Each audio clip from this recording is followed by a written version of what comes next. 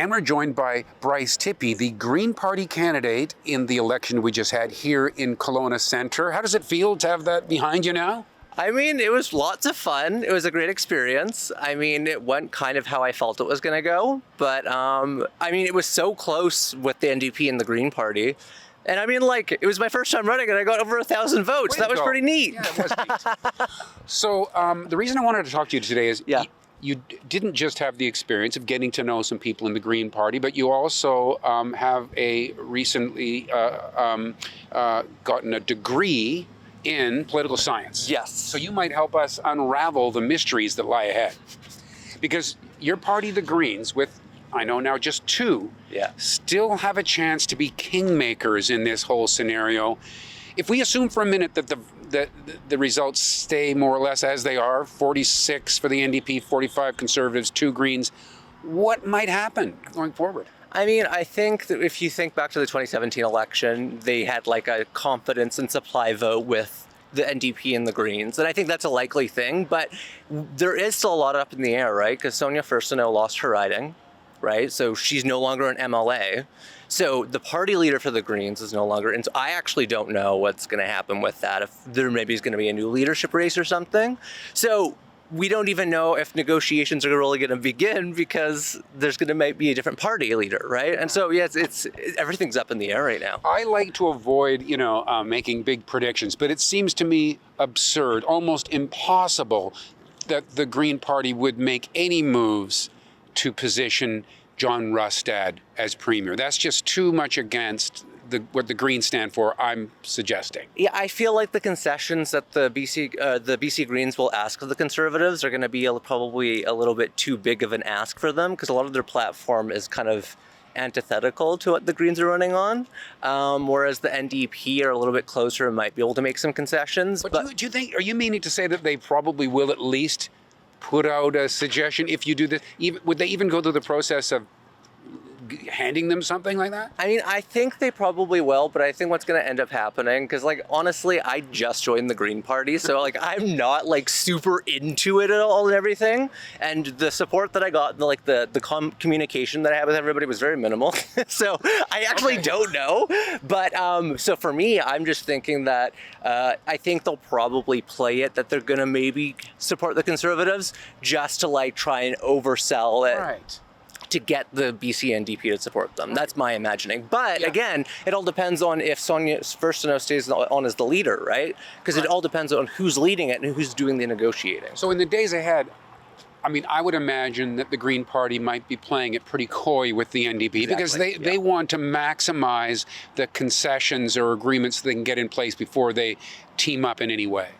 Yeah, or maybe they just refuse to work with anybody. That's another thing that they might do, is just say, you can have a minority government. And then that gives them kind of pull going forward on like legislation every single time. Because if there's really key legislative stuff being put forward, often they're tied, if it's a budgetary, it's tied to a confidence vote, right? I can't imagine that lasting more than a month. I mean, yeah, minority governments don't last very long, right? I think one of the longest is actually the Trudeau government federally. But yeah, minority governments usually last like, 6 months or something. So, but they might do that and say, you know what, we're not going to do a coalition government. We're going to let whoever is in there have a minority government, but then that gives them kind of leeway over legislation going forward regardless. Is it possible also that what remain of the Greens figure that 2 seats isn't enough, and if it goes to another election, that might play in their favor anyway? Yeah, possibly. I mean, I guess my imagining is that if a Rustad government gets in, I think that they're a lot farther right than people realize.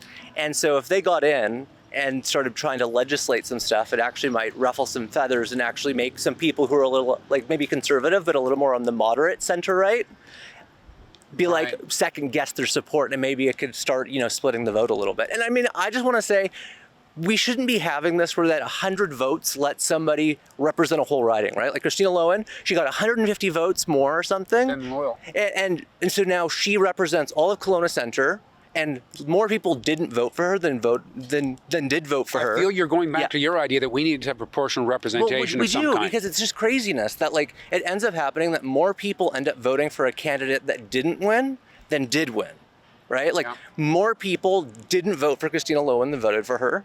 Like proportionally speaking. She didn't get over 50% of the vote, but now she's going to be representing Kelowna Centre in a vote in the legislature 100% of the time, and she's only going to vote by how the party tells her to, right? So it's just, for me, I'm like, how is this democracy?